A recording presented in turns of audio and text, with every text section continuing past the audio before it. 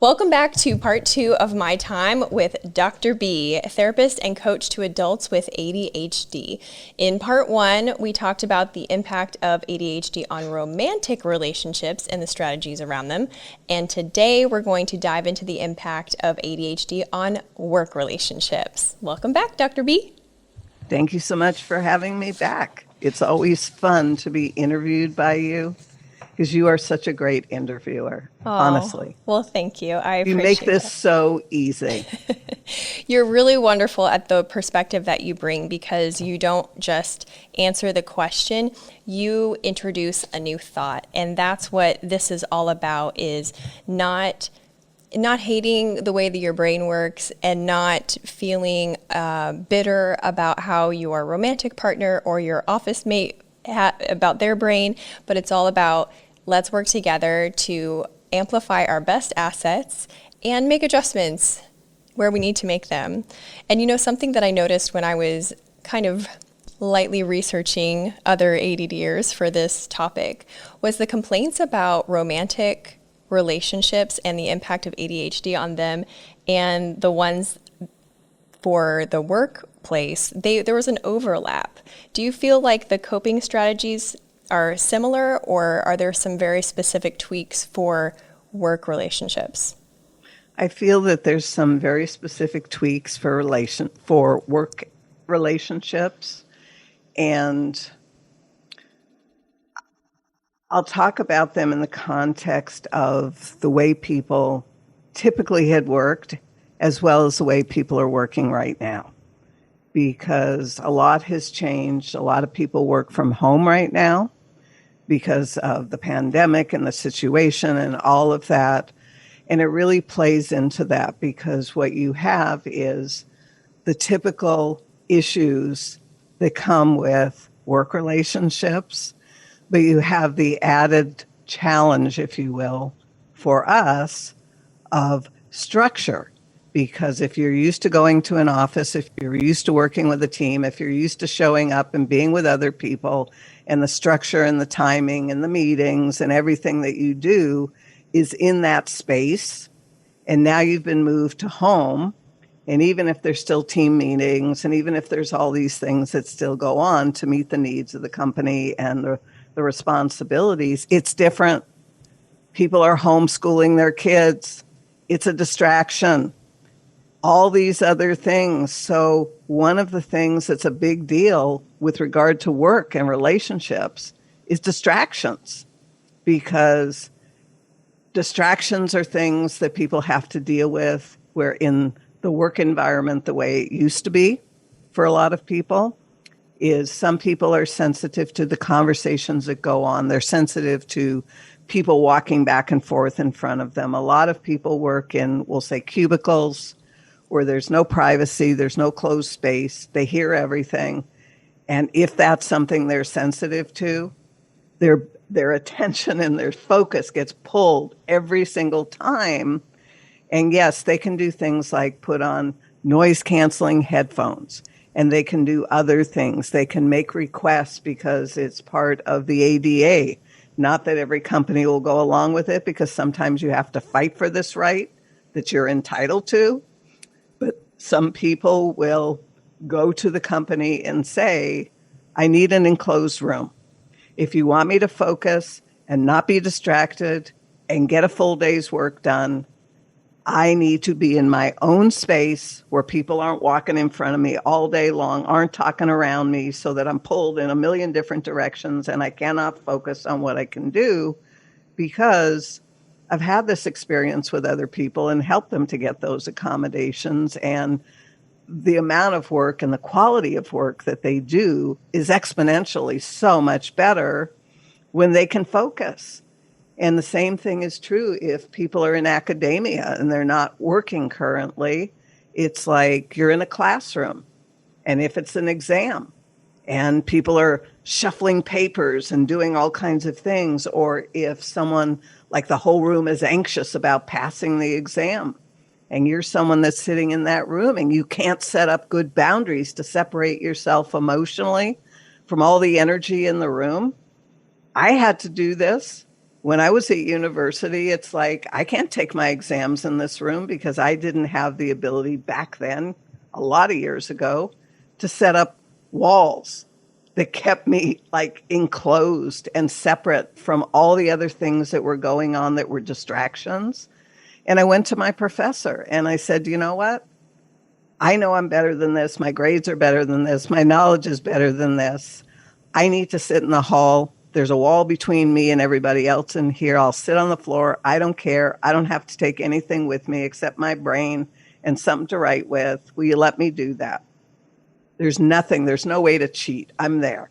And they did without formal accommodations. And my grades just went from here to here because I needed that kind of separation. The same thing happens in work, is people can do so much better when you put them in situations and environments and places where they can excel if these are the kinds of distractions that they have, because then they can hyper focus and they can go deep. They can't hyper focus if you're being pulled out of your focus every 2 seconds when someone walks by and someone says something and you don't know if they're talking to you or it's just conversation that's moving through the room. So you can't go deep and you can't hyper focus and you can't give your best to whatever the task is. So this would be a conversation, if people have this issue, to have with an employer or HR before they take it to a higher level, is just see if they'll accommodate this and do that for you to whatever degree that they can so you can give your best. The other thing about procrastination that comes up a lot in the work environment is people get behind. And if they're part of a team, and it's like person one needs to do this by this date so that person two can start their part, and then person three and person four, because it's an ongoing thing. And let's say there's 4 people that are on the team that are working on something. Well, if you're the first person and not the last person, and you don't get your part done, person 2 is waiting. And then when they get it, they have to hurry, and maybe they don't even have enough time to get it to person 3 and make them late. And person 4, same thing, and just keeps rolling and rolling and rolling. But what's the deal with procrastination? One of the master classes that's in my program, but it's also separate if people just want it separately, is banishing procrastination. Because procrastination is a symptom. And the idea of going after procrastination like I have to fix my procrastination is ridiculous. We procrastinate for reasons. Like one reason, I don't know how to start, and I'm too embarrassed to ask you how to start. So I put it off and I put it off and I keep trying to figure out how to start, and I don't ask anyone and I don't tell anyone because I'm embarrassed or feel shame. And so it doesn't get started because I don't know how to start. Or maybe I'm good at starting. I got that part nailed, but I don't know what comes in the middle, or I don't know how to finish it up. And all these places where people can procrastinate or do procrastinate, it isn't because they're lazy. It isn't because they're putting it off intentionally. It's because there's pieces that are missing. And so if someone's a coworker and they need something from their coworker, maybe they go to them, and I'll borrow the line from the Jerry Maguire movie. It's like, help me to help you. It's like, what's missing? What can I help you to fill in with the details so that you can do what you need to do if that's the issue? Then you help them, which helps you, which keeps it all on track because they honestly didn't know and it was too embarrassing to ask. And this happens with so many things, but it isn't a crime to procrastinate. There's a reason, there's a meaning. It's not just a symptom, which is really important for people to know, both those that procrastinate so they can start to clean it up and start asking and not feel shame about it. And for the people who get upset or name call or do worse for their coworkers who are procrastinating, don't do that. It's not what you think that it is. Be kind, ask, be helpful, see what you can do to get things moving, what's missing for them. And then it benefits everybody, and it keeps the culture in the company, on the team, so much healthier because now you all are compassionate and understanding and there for each other instead of pointing fingers like, you're the lag person in this team and you're making us late for everything. What a horrible thing to be told. Instead of, what are you missing? What I can help you with so that we can all be on time as a team. I love that. That's so true that procrastination is not the thing, it's the symptom of the thing. And I don't know that I'd ever heard it worded that way, but it's absolutely true. When I'm procrastinating, it's because I'm nervous about the thing that I need to be doing, that I won't know how to do it, or I have some sort of anxiety around that particular task. And so I usually creatively procrastinate and I'm like, ooh, that laundry looks so like it needs me right now. And so for myself, I'm thinking, I'm going to ask myself, what am I, oh, you said it earlier. I forget now. What's missing for you? What's What do you missing need for to me? know to get Yeah. started, to keep going, to finish? Because it's different. I mean, some people, it's all three places.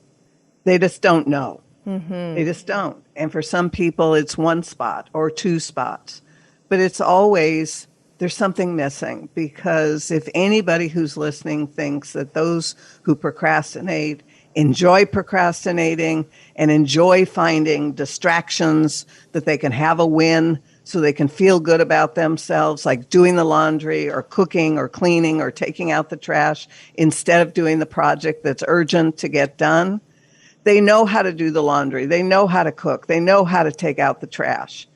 That's why we go and do these things that we call distractions, because we're looking for a win, because we can't get a win out of the project that we're working on if we don't know how to start or continue or end. 100%. 100%. And I loved what you said about the first point about distraction not just being physical things, but noticing other people's emotional state. I had never had I ever considered that. That is 100% me. If I'm talking with someone or a group of people and I notice someone seems upset about something, now I can't move on. I'm completely stuck. How can I help you? What's going on? Do you have any tips specifically for people that are, or not tips, but I guess strategies for people who are working from home and they have these deadlines to meet, but they have no external reminders of the steps that they need to be taking to finish the task? I do, but it's a biggie. Oh, but okay. I'll share it anyway because it's bring it on. Okay. So because it's multiple things, and it's multiple things that most people can't do. So they're either going to need to get help from a spouse, family, coworkers, whatever, because most people cannot create their own schedule. They've stuck with it at work because it was created for them, and they were accountable to other people at work, not just to themselves. And I see more and more people still in their jammies, like they're not treating it like it's a work day. I can't imagine doing that, even if all you're seeing is from me from here up. I have shoes on, I have socks on, I have pants on. I'm fully dressed as if I was going to an office because it's a work day.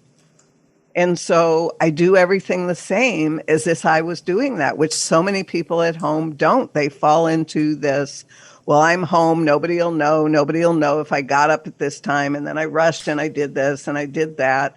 And they scramble and they don't know how to prioritize and they don't know how to put together a list of what they're going to do. And so many people work from to-do lists. To-do lists don't work.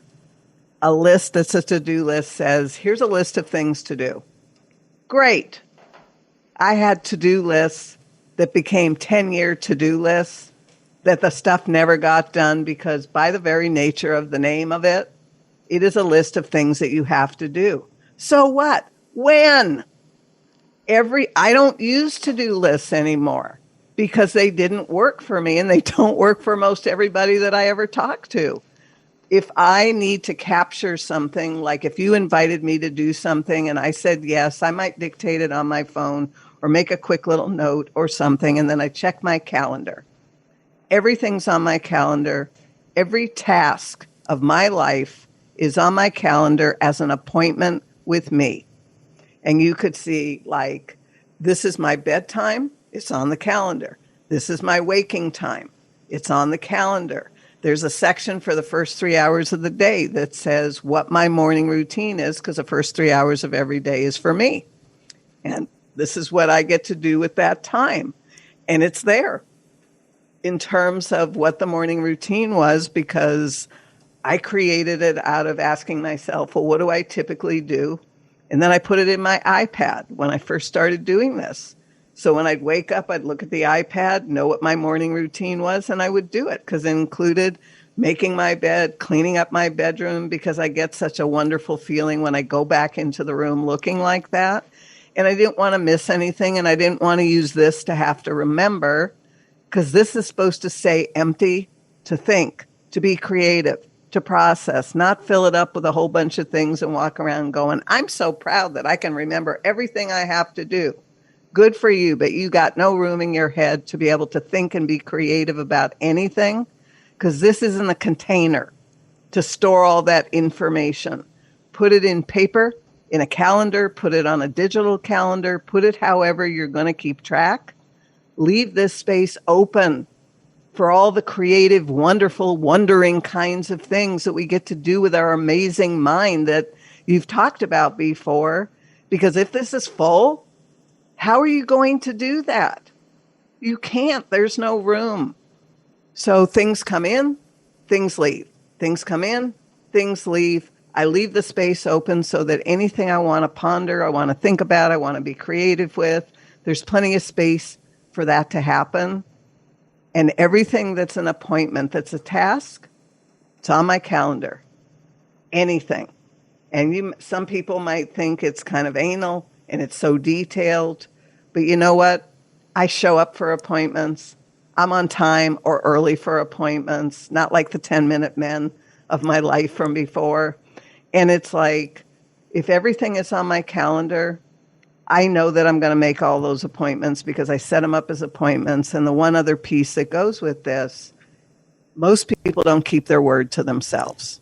And it's huge. That is huge. And I work on this a lot with my students, because the way I got myself to keep my word is I changed the meaning. I made it sacred. It's a vow. It's a pledge. Whatever's a powerful word for you, vow and pledge work for me. It's sacred.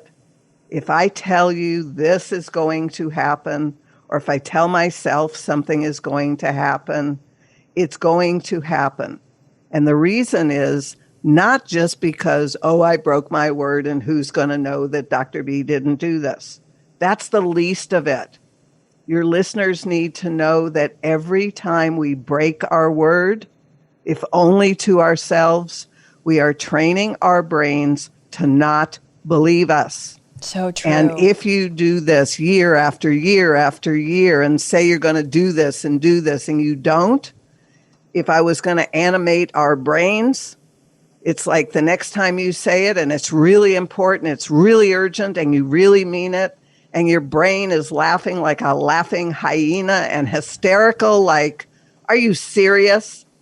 And it's like, yes, I have to do it this time. And your brain says, there is nothing different that I can see about this time than any other time.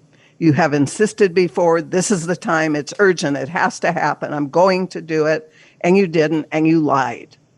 And the strategy, if you want a strategy, because I got tough with myself to put a stop to this because I don't want to do this. The same thing with negative dialogue with myself, because people do this at work, people do this in personal relationships, and they do it privately with themselves. I do mirror work. I basically go to the mirror and I talk to myself eyeball to eyeball. And I also have a tiny little picture of the younger me, and I use that too. Because if I'm going to do something harmful, which this could apply in work, this can also apply in personal relationships, I'm going to tell the younger me what I'm going to do, and the fact that I don't give a rat's whatever, that this is going to hurt her because I'm going to do it because I want to do it, and too bad for her. Fend for yourself. And the first time I did this, I burst into tears. Because to imagine talking to a 3-year-old and telling them, I know this is going to hurt you. I don't care this is going to hurt you. I want what I want and I'm going to do it. And you're just going to have to be the fallout and be hurt. I can't even imagine talking to a 3-year-old that way. And I tried to do that and it stopped. And I made myself understand that every time I talk to myself and I say these crappy things, I'm talking to her.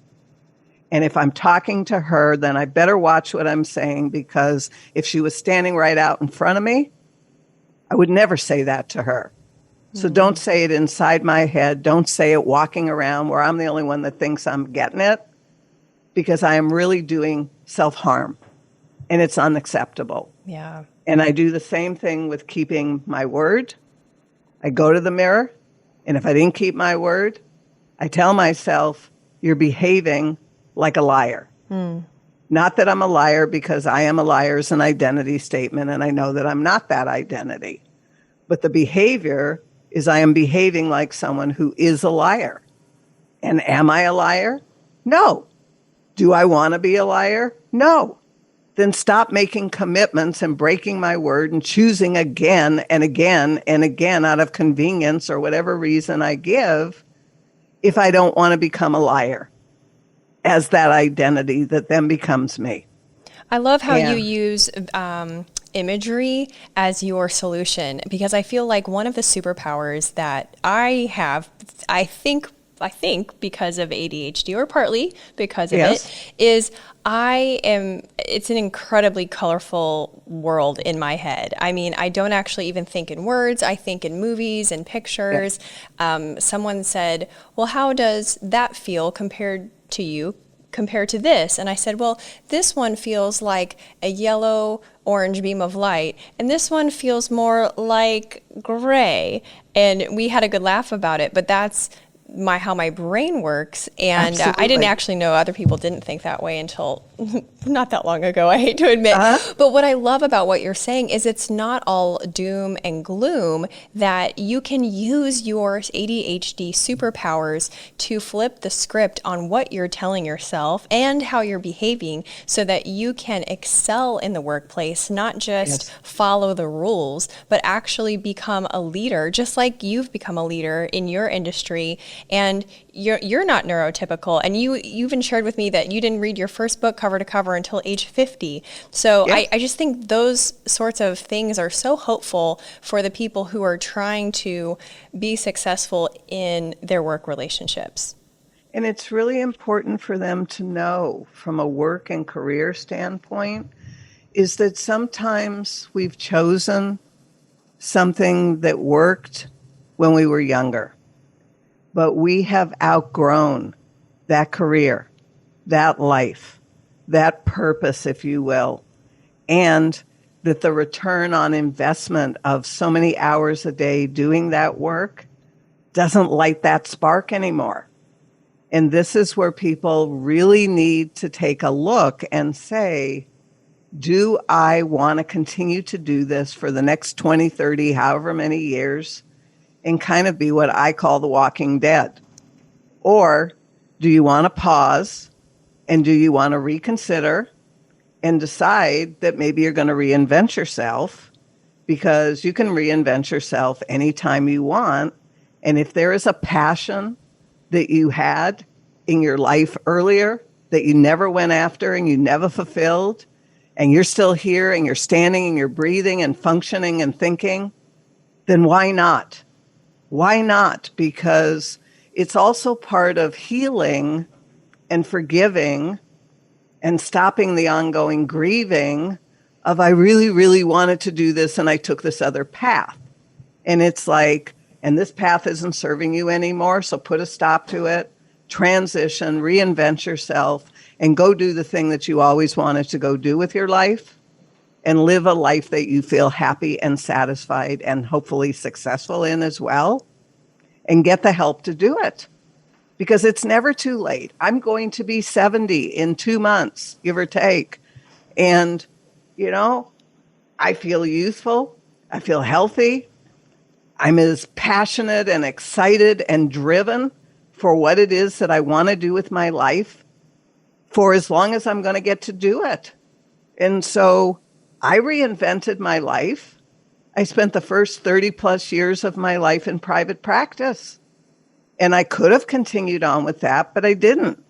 I branched out from there into international research because I wanted to explore that and see what that was like. And I did that for 5 years. I wasn't all that thrilled with it, but I was thrilled with the help I got to give the people. Over 300 people that I got to help change their life because I spent those 5 years doing that and learning a lot about research and data and how things aren't represented for what the data really says and all of that kind of stuff. That was very valuable. And then I stopped the research. I pulled that out of the studies. I didn't want to continue anymore because I didn't like how it was going. And I looked at what else, because years and years ago, it was to make a positive impact in the lives of over 1 million people in my lifetime.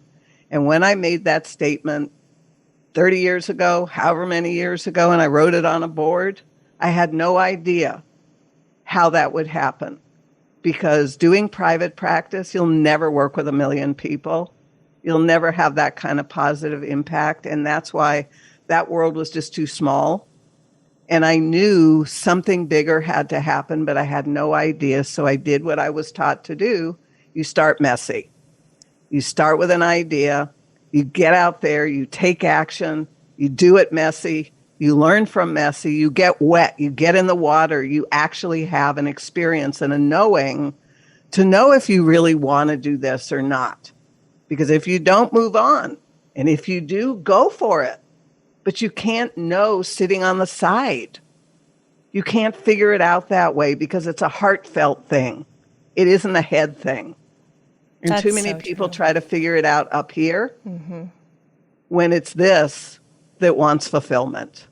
Absolutely. I don't know how I could have wrapped this episode up better than with that beautiful motivational and inspirational talk.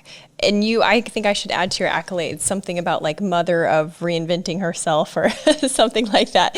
You do such a good job.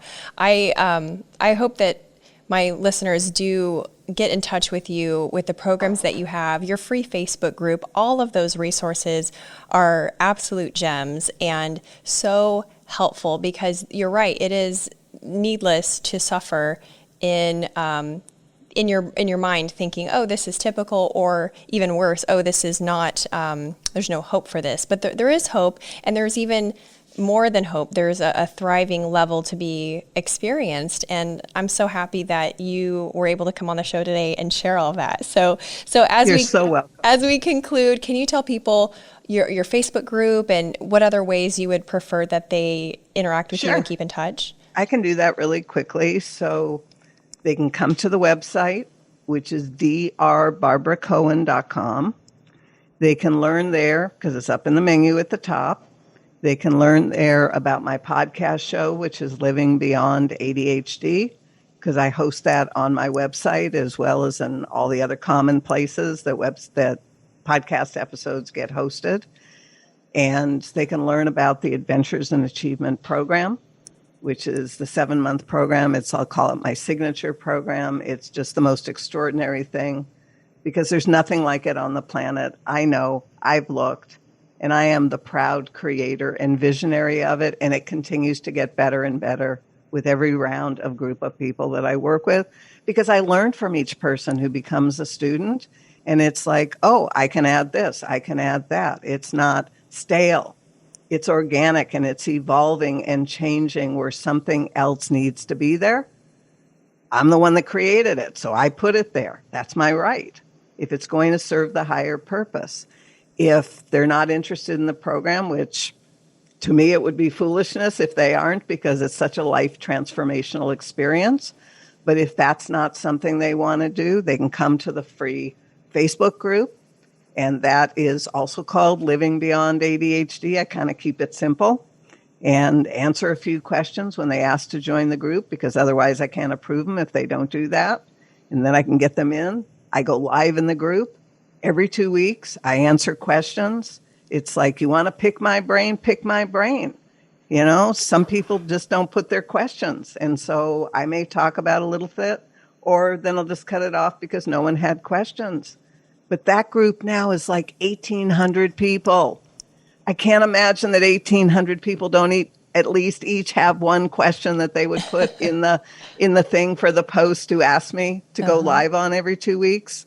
But so far, it hasn't been an avalanche, and that's okay. Maybe this will inspire people to do it, because I love answering questions and clarifying things with what I feel is a level of professional input, as opposed to pop psych or just peer groups talking to each other and telling people things that is just really harmful. And I just don't run a group like that. Right. The group is safe. We moderate. We have rules, guidelines, boundaries, and people have to abide by it or they don't be there, because I've got to keep it safe for the highest good. There's also master classes on my website that people can look at. There's also free resources that people can look at. Everything's listed across the top, including where you go for the wait list for Adventures in Achievement, that's going to open up for enrollment on the 7th of March. And I'll be sure to link everything in the episode description so that people can easily engage with great. you. So thank That'd you be again, great. Dr. B. This was awesome. That's a wrap. Woo!